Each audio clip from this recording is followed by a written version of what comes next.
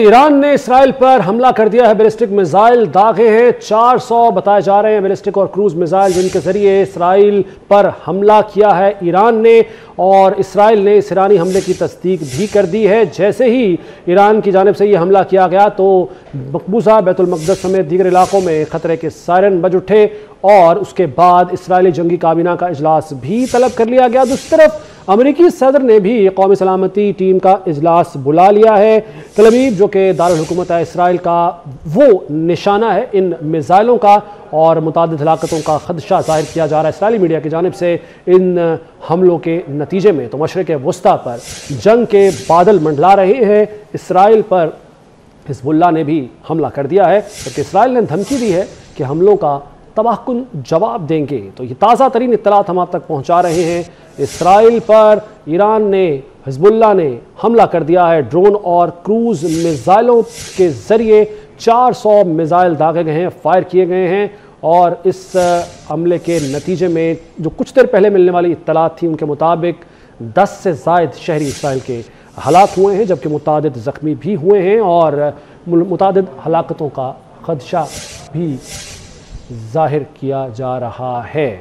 तो नाज़रीन, ये इत्तलात आप तक हम पहुंचा रहे हैं कि इसराइल पर हमला किया गया है ईरान की जानिब से क्रूज़ मिसाइलों के ज़रिए, और ये 400 के करीब क्रूज़ मिसाइल बताए जाते हैं जो कि क्रूज़ और बैलिस्टिक दोनों मिसाइल हैं जिन्हें इस्तेमाल किया गया है इस हमले में, और इसराइल को निशाना बनाया गया है। जबकि इसराइल की तरफ से न सिर्फ जंगी काबीना का हंगामी इजलास तलब किया गया है, बल्कि इसराइल ने ये धमकी भी दी है कि इन हमलों का जवाब दिया जाएगा और जल्द दिया जाएगा। जंगी जो काबीना है उसका अहम इजलास, हंगामी इजलास जिसे कहते हैं, वो भी बुला लिया गया है। उधर अमेरिका को भी तशवीश लाहक हो गई है। अमेरिका ने भी इजलास बुलाया है और उसमें सारी सूरत हाल का जायज़ा लिया जा रहा है, जबकि जो हालात हैं उसमें मशरिक़ वस्ता पर जंग के बादल मंडलाने लगे। इससे पहले ही खदशा जाहिर किया जा रहा था, ये ख़तरात लाहक थे कि जंग हो सकती है मशरिक़ वस्ता में, क्योंकि जो इसराइल की दरअंदाज़ी थी, इसराइल की जानिब से जो हमले थे, हिज़्बुल्लाह पर अटैक किए जा रहे थे, हिज़्बुल्लाह के सरबराह हसन नसरुल्लाह को शहीद किया गया, उसके साथ साथ गज़ा पर मज़ालिम ढाए जा रहे थे, गज़ा के शहरियों को शहीद किया जा रहा था, बच्चों को, बुज़ुर्गों को, औरतों को निशाना बनाया जा रहा था। इसके साथ साथ दीगर मकामात भी इसराइल के निशाने पर थे। तो ये एक ख़दशा ज़ाहिर किया जा रहा था कि इसराइल की ये हठधर्मी, इसराइल के ये जो हमले हैं, ये मशरिक़ वस्ता में किसी जंग का पेश ख़ैमा हो सकते हैं। तो अब ऐसा ही महसूस हो रहा है, क्योंकि ईरान ने जवाब दिया है। ईरान की जवाबी कार्रवाई में 400 के करीब ड्रोन अटैक किए गए हैं, क्रूज़ मिसाइल दागे गए हैं, बैलिस्टिक मिसाइलों से हमला किया गया है। तो ये ताज़ा जो इस वक्त सूरत हाल है वो कुछ इस तरह से है कि तल अवीव जो इसराइल का दारुल हुकूमत है उसे निशाना बनाया गया है, और उसके बाद इसराइल और अमेरिका दोनों में ही आला सतह के इजलास तलब कर लिए गए हैं। मुख्तलिफ इलाके इसराइल के जहाँ इस वक्त खौफ पाया जाता है, तशवीश पाई जाती है, ख़तरे के सायरन गूंज रहे हैं हर तरफ। कम से कम 400 मिसाइल हैं जो फायर किए गए हैं, और इस हमले में जो हैफा का शहर बताया जाता है वहाँ पर फायरिंग भी हुई है। 10 अफराद के हलाक होने की इत्तलात वहाँ से मौसूल हो रही हैं, जबकि इन हमलों के नतीजे में मुतादिद हलाकतों का खदशा जाहिर किया जा रहा है इसराइल की जानिब से। ख़ुद इसराइल ये खदशा जाहिर कर रहा है। जो इस वक्त इत्तलात आ रही हैं उसमें मज़ीद बात करते हैं। मारिया सुल्तान साहिबा दिफ़ात ज़ियाकार हमारे साथ मौजूद हैं। बहुत शुक्रिया मारिया सुल्तान साहिबा वक्त देने के लिए। आपके ख्याल में ईरान के इस हमले के बाद जो पहले ही खदशा जाहिर किया जा रहा था, मशरिक़ वस्ता में जंग के बादल मंडला रहे थे, अब सूरत हाल कशीदा हो जाएगी मज़ीद? देखिए, इसमें से कोई भी दो राय नहीं है। यकीनी तौर के ऊपर जंग के खतरात में भी इजाफा होगा और जंग की शुरुआत हो चुकी है। अब मसला ये नहीं है कि जंग की शुरुआत हुई है या नहीं, अब मसला ये है कि इसका रद्द अमल इसराइल क्या देता है, क्योंकि इसराइल की जो पहली अस्करी हिकमत अमली थी उसका तमाम तर दारोमदार लबनान की तरफ था। अब जाहिर है उनको ईरान के खिलाफ कोई कार्रवाई करनी पड़ेगी। और दूसरी चैलेंज ये है कि जो इस वक्त इजरायली सिस्टम है वो 1 मिनट में तकरीबन 48 मिसाइल्स को काउंटर करता है, और एक अंदाजे के मुताबिक 400 से जायद जो है हमला किया गया है, तब मिसाइल्स और ड्रोन्स और बैलिस्टिक मिसाइल्स का ईरान की तरफ से। तो ये पहली लहर है। अगर ईरान इस को जारी रखता है तो जाहिर है जो आयरन डोम है इजराइल का, उसके ऊपर भी एक मनफी असर आएगा। और उसके साथ साथ सबसे बड़ी बात ये कि जो चैलेंज है वो इजराइल की दफाई कैबिनेट के ऊपर होगा या वॉर कैबिनेट के ऊपर कि उसका रद्द-ए-अमल क्या देते हैं। क्या वो ईरान के खिलाफ एक बड़ी जंग का आगाज करते हैं आगाज करते हैं, और अगर करते हैं तो इसका रद्द-ए-अमल सीरिया की तरफ से क्या आता है, लेबनान की तरफ से, और बाकी जो मशरिक वस्ता के ममालिक हैं उनकी तरफ से क्या होगा। अच्छा, आपने ये तो बिल्कुल कह दिया कि सीरिया और बाकी ममालिक की तरफ से रद्द-ए-अमल क्या आता है, लेकिन यहाँ पे अमेरिका का किरदार बड़ा अहम है। जैसे कि अभी अमेरिका में भी इस वक्त इजलास तलब किया गया हंगामी, अमेरिका का रोल आप कैसे देखती हैं? और जाहिर है अमेरिका तो बज़ाहिर भी और दरपर्दा भी इसराइल की ही मदद करता आ रहा है। देखिए, इजराइल के लिए सबसे बड़ा जो इत्तेहादी है वो अमेरिका है। मसला ये नहीं है कि अमेरिका और इजराइल इत्तेहादी है, मसला ये है कि अमेरिका जो है इजराइल का दफाई इत्तेहादी है। यानी कि वो पाबंद है कि अगर इजराइल का वजूद जो है या इजराइल की हालत जंग में जाता है तो वो इजराइल के साथ मिलकर उसका दिफा करें। तो ये उनके दफाई माहदे हैं। अब इस वक्त पहली दफा जो अमेरिका की तरफ से मुख्तलिफ बयानात थे दुनिया के अंदर अपनी ताकत के तसलसल को कायम रखने की, चाहे वो पहले यूक्रेन के लिए थे या यूरोप के लिए थे या अब इजराइल के लिए, वो सब कुछ चैलेंज होगा। अब या तो अमेरिका इस जंग के अंदर शमूलियत अख्तियार करेगा, और अगर शमूलियत अख्तियार करता है तो जाहिर है जो ज़मीनी अफवाज भी हैं जो सीरिया, लेबनान और ईरान की तरफ से हमला आवर होते हैं, या इसके बाद रूस उनकी मदद करता है, या जो चीन की तरफ से वो सिक्योरिटी काउंसिल को इस्तेमाल नहीं कर सकते। तो ये एक आसान सूरत हाल नहीं है अमेरिका के लिए, ना ही इजराइल के लिए, क्योंकि सिक्योरिटी काउंसिल जो है उसका जो किरदार है वो अब देखने में आएगा कि क्या इस मौके के रद्द-ए-अमल को बचाने के लिए या तो वो दो जो रियासती सलूशन है उसकी तरफ जाते हैं या अमेरिका इस जंग के अंदर कूदता है। अच्छा, ठीक है, साथ ही रहेगा मारिया साहबा। हमें हुमा बकाई साहबा ने भी ज्वाइन किया। हुमा बकाई साहबा, बहुत शुक्रिया आपके वक्त का। अमेरिका का रोल, क्योंकि अगर अमेरिका का दिफाई पार्टनर तो है इसराइल, लेकिन अगर अमेरिका इस जंग में कूदता है और इसराइल की वजह से ईरान पर अटैक करता है तो फिर जाहिर है इसमें चाइना और रूस और दीगर ममालिक का भी बड़ा अहम रोल हो जाएगा। तो ये इसमें बहुत सारे ममालिक इन्वॉल्व हो जाएंगे। आप क्या सूरत हाल देखती हैं? सबसे बड़ा खदशा तो यही है कि ऑलरेडी इस जंग में इतनी एस्केलेशन तो हो गई कि अब ये जंग एक रियासत और गैर रियासती इदारों के बीच में नहीं है, अब ये जंग दो रियासतों के बीच में है, यानी ईरान और इजराइल। और इजराइल की ये भरपूर कोशिश थी कि किसी तरह वो तवातुर के साथ 3 महीने से वो ये कोशिश कर रहा था कि वो ईरान को इस जंग में शामिल कर ले ताकि अमेरिका खुलकर आए। अगर हम अमेरिका के माजी के स्टेटमेंट देखें तो उसमें तो वाज़े तौर पे कहा गया है कि हमारे लिए इजराइल की जो सिक्योरिटी है वो बहुत जरूरी है। और इस वक्त as I speak to you 2 meetings हो रही हैं। एक मीटिंग तल अवीव में हो रही है इजराइल की वॉर कैबिनेट की, और एक सिक्योरिटी ग्रुप की मीटिंग हो रही है बाइडेन के साथ। और दूसरी मेरे ख्याल अहम बात ये है कि ईरान ने ये अटैक किस लिए किया है। क्या ये अटैक एक वार्निंग शॉट है ताकि इजराइल रुक जाए, क्योंकि इजराइल लेबनान के बाद भी नहीं रुक रहा था, उसने शाम पे भी अटैक किया, उसने यमन पे भी अटैक किया, और वो ग्राउंड ऑफेंसिव की बात कर रहा था लेबनान में। तो क्या ईरान खुल के इसलिए सामने आया है कि इजराइल को ये बताया जाए कि तल अवीव हमारे टारगेट पर है और हम नुकसान पहुंचा सकते हैं, और फिर इस वार्निंग शॉट के बाद ईरान रुक जाए। अगर इजराइल इतने ही अग्रेशन से जवाब देता है तो फिर जो एक्सेस ऑफ रेजिस्टेंस है they will all come together to respond. फिर सूरत हाल बहुत मखदूश हो जाएगी। और फिर सबसे बड़ा खदशा, कल हम सब ये कह रहे थे कि ऐसा ना हो कि ये फुल फ्लेज रीजनल कॉन्फ्लिक्ट बन जाए, अब खदशा ये है कि ये कहीं ग्लोबल कॉन्फ्लिक्ट ना बन जाए। तो मेरा ख्याल है कि हम बहुत खतरनाक नहज पर हैं इस वक्त। और अहम बात यह है कि अमेरिकन डिप्लोमेसी बुरी तरह इस वक्त चैलेंज हुई है, बिकॉज अमेरिका अमन लाने में कम्प्लीटली फेल हुआ।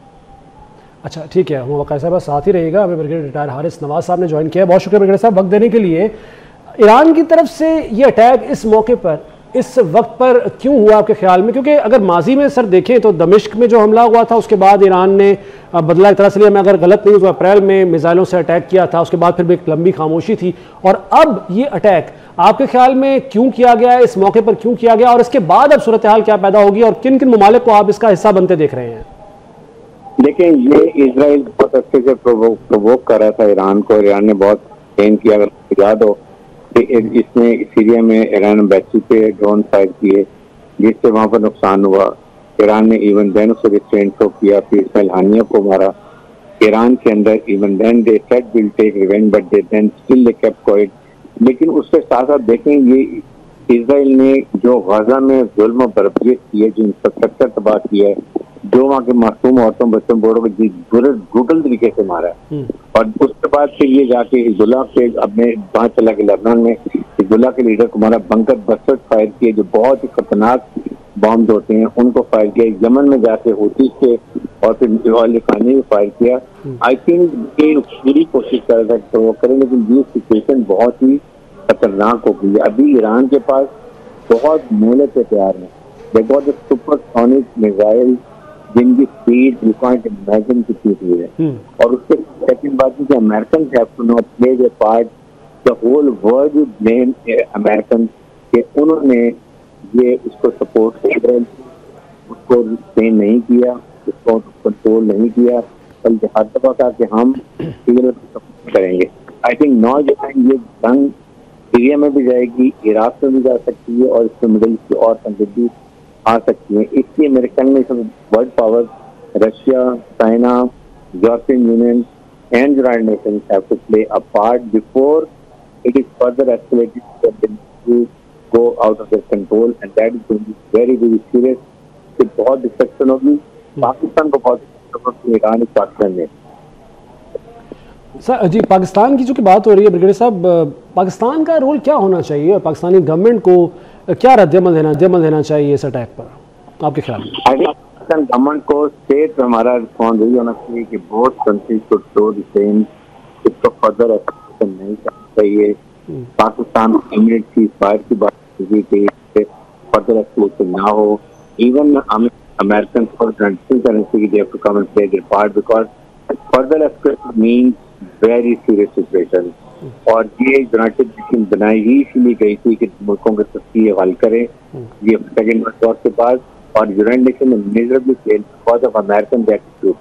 इसलिए मेरे ख्याल में ये वक्त है कि अमेरिका को इस वक्त एज ए सुपर पावर का रोल अदा करना चाहिए, ना कि इसको इजराइल की सपोर्ट करनी। सर, अमेरिका इस वजह से, अगर इस रीजन की वजह से कि चाइना और रूस इसका हिस्सा बन सकते हैं, क्या सिर्फ इस वजह से बाज रहेगा अपना वो किरदार अदा करने जो कि उससे इसराइल एक्सपेक्ट कर रहा है? देखें, ये American is already involve in Ukrainian war. इस वक्त वो साथ अगर यहाँ आते हैं, फिर रशिया से पहले उधर इन्वॉल्व है, ऐसा सारे ड्रैग होते जाएंगे, this going to be very serious situation. और all this countries have very very dangerous weapons, including nuclear weapon, और उनके पास न्यूक्लियर जो बड़ाई इफेक्ट करते हैं।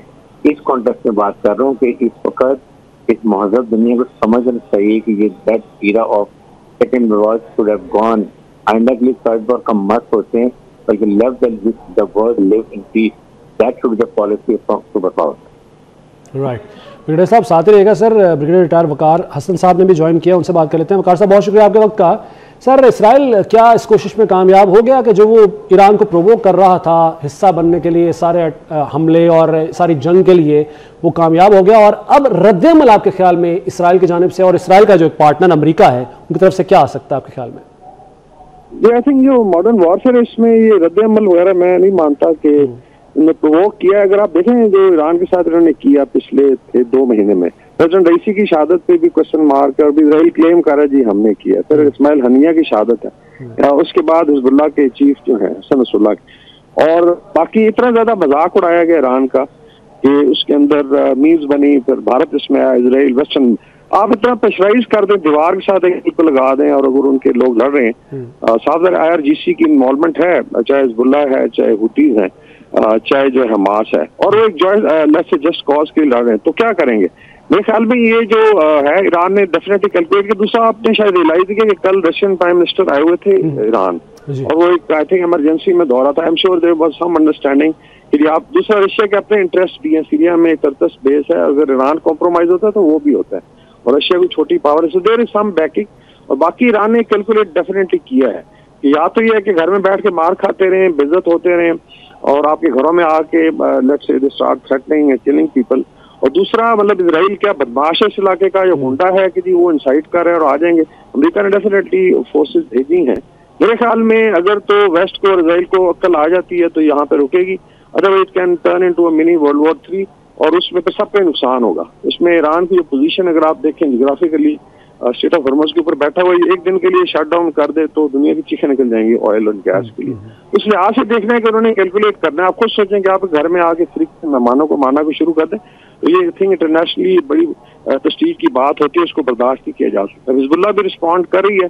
मेरे ख्याल में इजराइल को रोकने का वाहिद तरीका ये है कि अभी OIC भी जो है इमरजेंसी इजलास बुलाकर इस वक्त इंटरवीन करे कि दे शुड स्टॉप इट, वो वकेट करें इलाके जो हैं। और आई थिंक UNGA में भी 4 जो वज़राए खारजा हैं बड़े मुल्कों के, इस्लामिक मुल्कों को, उन्होंने ऑफर दी है इसराइल को, जिसके बाद चीजें हमारे हाथ से निकल जाएंगी। तो मेरे ख्याल इसराइल को समझाने की जरूरत है। ईरान ने अपना कतई कलामी होगी, इसराइल को आपने कहा समझाने की ज़रूरत है। वो इसराइल जो UN की करारदादों को खातिर में नहीं लाता, वो किसी मुल्क की धमकी को या मशवरे को खातिर में नहीं लाता, वो खुद अमेरिका, चाहे अमेरिका दिखावे के लिए ही कह रहा हो कि जंगबंदी कर दो, उस बात को भी खातिर में नहीं लाता। आप समझते हैं कि इस सब सिनेरियो के बाद वो बाज आएगा, उस पर कोई प्रेशर पड़ेगा इसराइल पर? जी मेरे ख्याल में इसका देखें जो लातों के ना फिर वो बातों से नहीं मिलते, तो इसका मिलिट्री जवाब ही दिया है ना जो ईरान ने दी। दूसरा ये है कि इसमें अभी तक OIC ने जो 2 उनके पास बड़े टूल है, नॉन काइनेटिक, एक डिप्लोमेटिक बायकॉट, इकोनॉमिक है, ये देख लें कुछ शिफ्ट हिट हुए हैं तो उनको लग समझिए। ये अगर आई थिंक करें and everybody serious about Palestinian cause, everybody serious about atrocities और जो है, तो उसमें I think this is the time कि आप इंटरवीन कर सकते हैं। बाकी ठीक है, नहीं मानते तो जो है जंग तो फिर हर तरफ फैलेगी, उसमें इसराइल का भी नुकसान है। और आपके ख्याल में अमेरिका जो है उसकी जो वहाँ पे बड़े बड़े बड़े पेड़ उनका इंटरेस्ट है, उनके एनर्जी इंटरेस्ट है, पूरी दुनिया का एनर्जी इंटरेस्ट है, तो उसमें सबको I think they have to come too. लेकिन मेरे ख्याल में रशियन बैकिंग भी है, और ईरान ने डिसाइड कर लिया कि they take them on head on, और ये एक अपॉर्चुनिटी है कि इसराइल को शायद अकल आ जाए। बाकी भी कल देखते हैं कि इनका क्या रिस्पॉन्स। सही है सर, साथ ही रहेगा। ब्रिगेडियर रिटायर्ड बाबर अलाउद्दीन साहब ने भी ज्वाइन किया। बाबर अलाउद्दीन साहब, बहुत शुक्रिया आपके वक्त का। सर, इसराइल को अकल आएगी ईरान के हमले के बाद, और जो कोशिशें अब तक की गई हैं इसराइल को समझाने की, अभी तक तो वो बराबर नहीं हुई थी।